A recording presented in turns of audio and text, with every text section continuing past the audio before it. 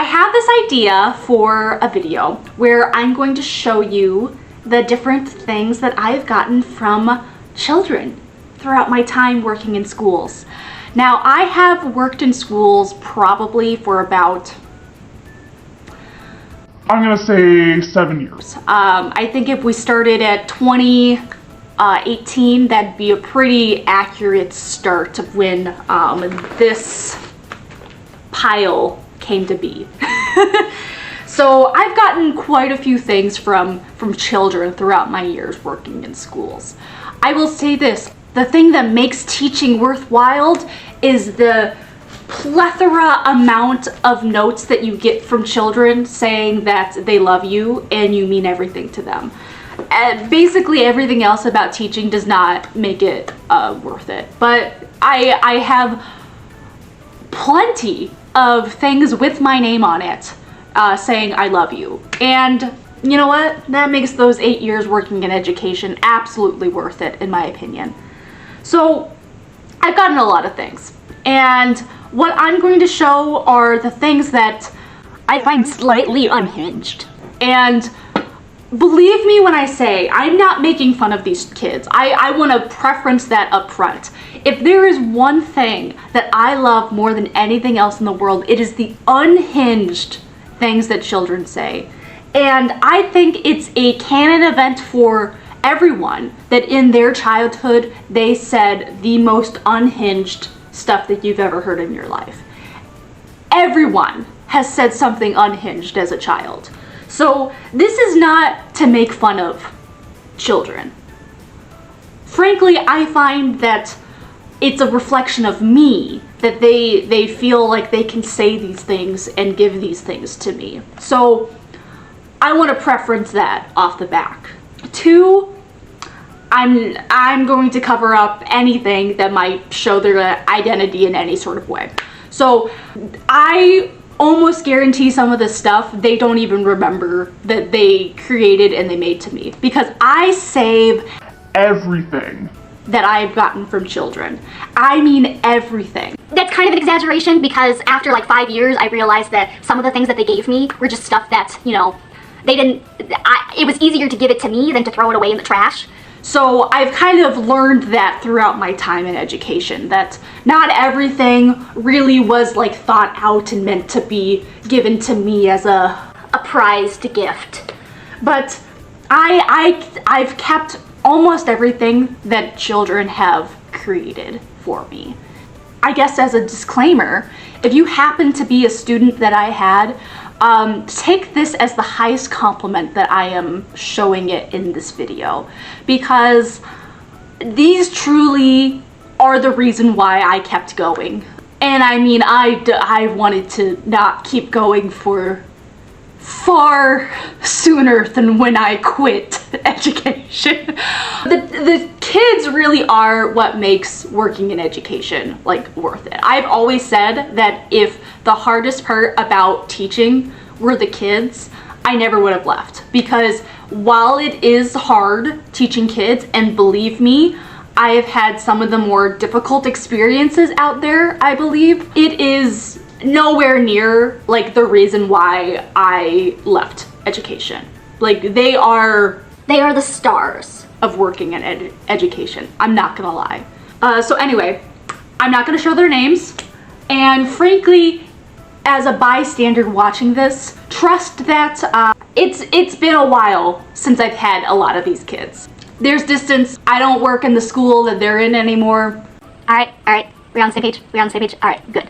Anyway, so I'm probably gonna end up like taking pictures of these and posting it on the side, because I've learned I don't know how to focus with my camera very well, and I need to make sure that some of these images you can see on the screen, because I'm going to actually start off with, I think, my favorite thing I've ever gotten.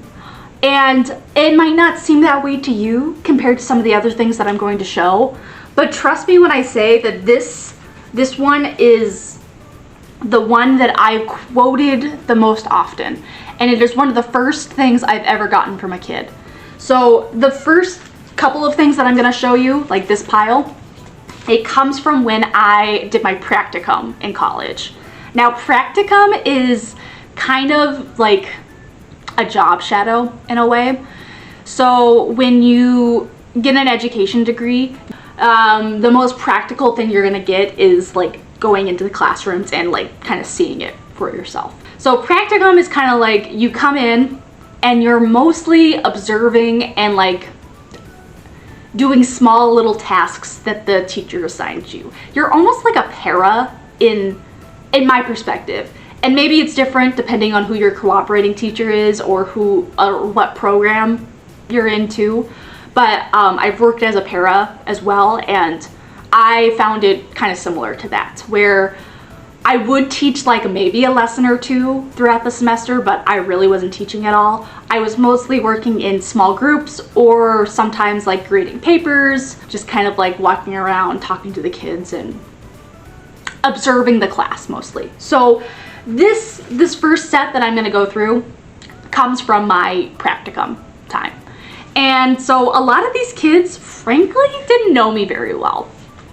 I'd work with usually like kind of the same group of kids who maybe needed to like finish assignments or maybe needed extra help. Totally okay. A lot of them didn't really like get to know me all that well. But, you know, their teacher very nicely had them write like little goodbye and like thank you cards for me when I was done working with them for the semester. So very nice, can't really complain. Some of them are unhinged though, because they clearly didn't really know who I was, and kids just write whatever they really have on their mind. Like they don't care.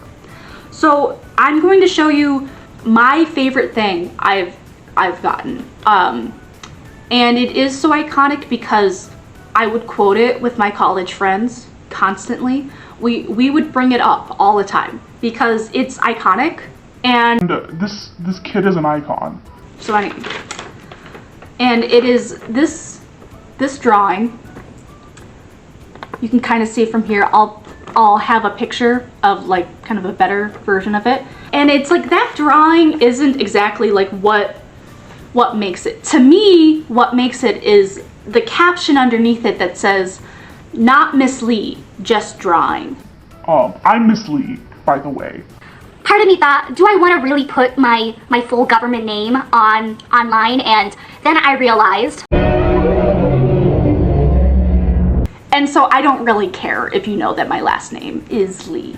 You will not be able to find me. I'm pretty confident about that. Let me dissect why I love this so much. So first of all, that is kind of a terrifying face. Frankly, the face underneath it is even more terrifying. But that face right there, not the prettiest. He was trying to be very accurate. You know, he's got like the eyelashes, he's drawing ears, and ears are really hard to draw. He's got the full lips too. Second, I love the saying, "Not Miss Lee, just drawing." I love saying that. I love quoting that, "Not Miss Lee, just drawing." I think that's so funny. But I think what really gets me about this is he clearly drew this intending it to be me, which is fine. And then he looked at it and thought, I can't just leave that there. I'm gonna insult her. And so he added afterwards, "Not Miss Lee, just drawing," just so he knew that I wouldn't be insulted by it. And just that story in general just makes this image. I think if he just didn't include that caption and it was just that face, I wouldn't really think about it at all. I just assumed like, oh, he's trying to draw a woman who's probably me. But I just love "Not Miss Lee, just drawing." 10 out of 10, fantastic. Thank you. So the rest of these I'll probably go through a little bit quicker because they're not quite as iconic as "Not Miss Lee, just drawing." So I have this one, which is really just iconic for how much it doesn't pertain to the situation. So remember, these are like, thank you, going away. And it's just, The bridge of leaves. so random. I love it. I love it. I wonder if like maybe she heard like leaving and just interpreted with leaves, like with fall, but It's very avant-garde. excellent. This one I like because I don't know what to make of it, but it's just this orb with smiling and frowning faces. And so maybe she was trying to draw her emotions. It's like she's happy that I was there, but sad that I'm leaving. And so it is like very thought-provoking, really. It's also just, you know, as the recipient of this card, the frowny faces are a little off-putting, but it does make it pretty avant-garde, just like the Bridge of Leaves. And so, thank you. I also like how it's like an orb. It feels like it's like a crystal ball of some sorts, of like frowny faces and smiling. Really, she was predicting what my life in education was gonna be like. A lot of happy moments, a lot of terrible moments. A prophet, really. This one, of course, I love. Just like the start of this. Kids really like to add as much information as they possibly can if they feel like it. The other side of it is that they cannot be bothered, and so they're going to give you as little information as they can. But this girl was clearly very proud. We've got like the classic "Thank you, Miss Lee. We will miss you," and then P.S. Smell the paper. I'm using smelly markers, which I would have done the exact same thing as a child. I can't say I can smell it now. I got this at least 8 years ago. Thank you for the thought, though. All right, now we got a classic "Thank you, Mrs. Lee." Kids nowadays, I think most teachers go by Miss Lee, or like go by Ms. of some sort. They don't really choose Mrs. or Miss. Which I agree with inherently. Fight the patriarchy. I'll be honest, I always went by Miss Lee because I just wanted extra letters in my name. Lee is so short. And if I went by Ms. Lee, That's only 5 letters. going by Miss Lee gave me an extra 2 letters to my name. And so, that's why I always went by Miss Lee. So anyway, I don't know. There's just something about this image that is funny. Thank you for helping our class. Like, you get these really like elaborate thank you cards, and then it's just You know, who is that man? no uppercase letters, just simple. Oh, this one's iconic for one reason and one reason only. Miss Lee, thank you. We appreciate you. Na na na na. Hey hey hey. Goodbye. We will miss you. I appreciate the song lyrics. Very Rob Sesternino, Survivor of the Amazon of him, you know? There's a mean old man in my life that's about to leave. Could you please play something appropriate for me? Well, Rob, here's your request. Na na na na, na na na na. Hey hey hey, goodbye. So this was a 3rd grade class, by the way, and they probably learned how to like sign letters, and I do love when they sign it, your friend. Best believe I am not friends with any elementary schoolers. This one, I will tell you how to interpret it, but it is just funny that this is the front page. You, Lee. That is who I am. But then you turn it over and it makes sense because it says, thank Miss. So clearly the kid wrote it like this. Thank you, Miss Lee. However, it is folded like this. Like this is the front page and then we got the back page like that. So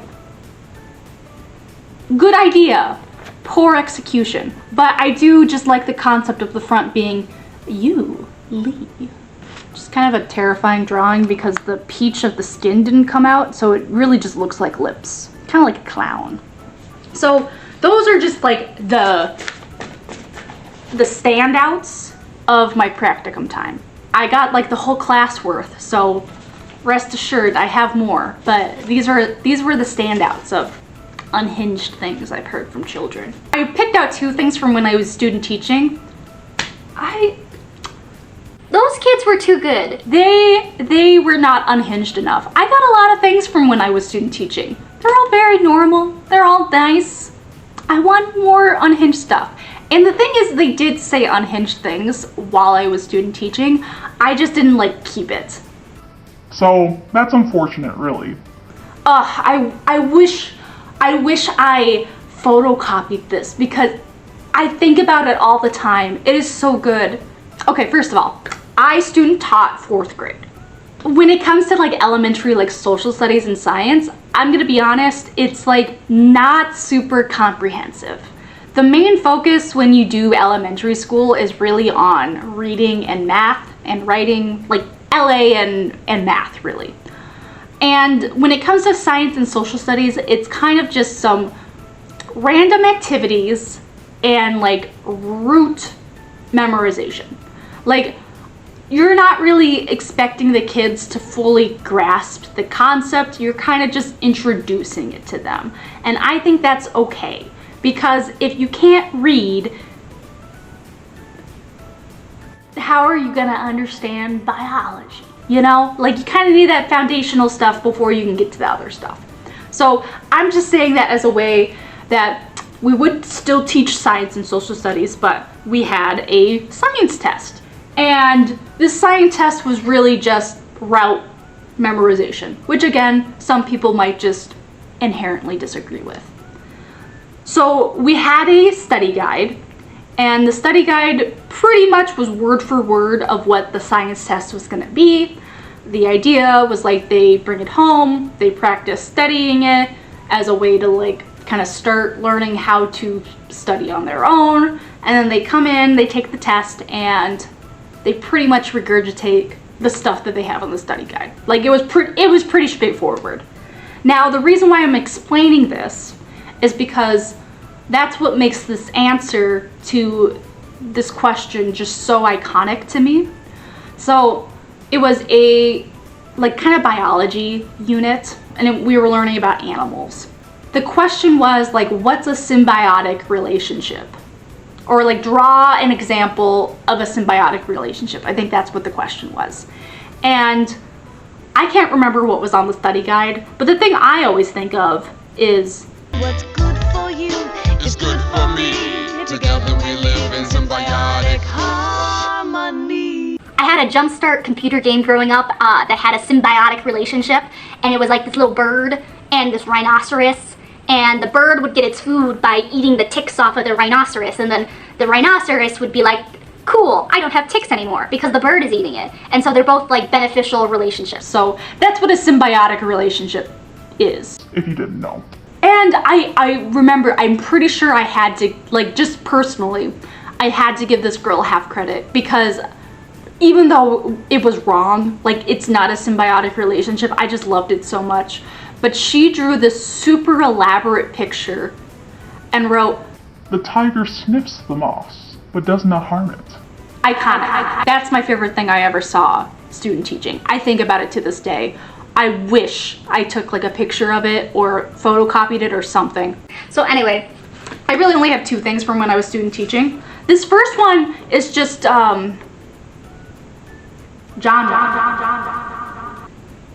I don't know who made it for me. Like my student teaching stuff, I wrote like on the back the like names of the kids that like if they hadn't written their name on it, I would write somewhere like who made it for me, which was a great idea because I've gotten a lot of stuff as well that I have no idea who gave it to me. But this is just so genre. And then this other one I just like because it's like low-key like accusatory, but not really. I just think it's funny. So I think one of our first units was, or one of the first things that we did was like my cooperating teacher sent letters out to all the kids. And so like one of the first things that they did was like write a letter back. And I don't know why I only have 2 of these. I don't know if these were just the only 2 that wrote to me instead of my cooperating teacher. I don't know if I just happened to have them. I can't tell you. But I had this one, and I did just, I liked how accusatory it was, frankly. So So it says, Dear Miss Lee, I had a great summer. It sounds like you did too. My summer was good because we celebrated my sister's birthday. Then we saw a movie. And my favorite subject is PE. I know you love them all, and they are fun anyway. My favorite ones are PE, library, music. You like PE, music, library, art. I don't know if I ever said that. So anyway, I kept that. The rest of the stuff, this just would tell you like how much stuff I would have if I taught the entire like 6 years since student teaching. But instead, I only taught for 3 months Because I quit mid-year. and I already have like this is just the amount of stuff that I picked out that were unhinged enough that I wanted to share. That was only for 3 months of teaching 4th grade. Imagine how much stuff I would have now. Truthfully, only thing that was keeping me going for the 3 months I was there. The rest of, I have like a small pile of things from post that, which was not teaching, but I was still in schools. You don't get nearly enough other things when you're not like their full-time teacher. Like, I'm sorry. I think I was a valuable person in their lives, and Where's all my unhinged letters? Where is the devotion? granted, for like 3-4 of those years, I was at a middle school. And middle schoolers do not nearly create as much crafts, and they don't nearly express Their undying devotion to you. which is unfortunate.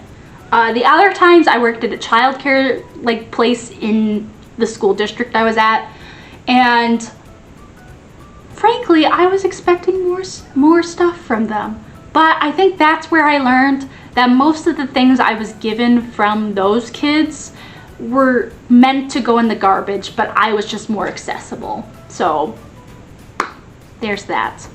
I feel like I think what I'll do, I'm gonna make a whole separate video of just the 4th grade class I taught for 3 months. Because this is gonna be the bulk of everything that I have. So I might as well just go through quickly the stuff that I got post teaching.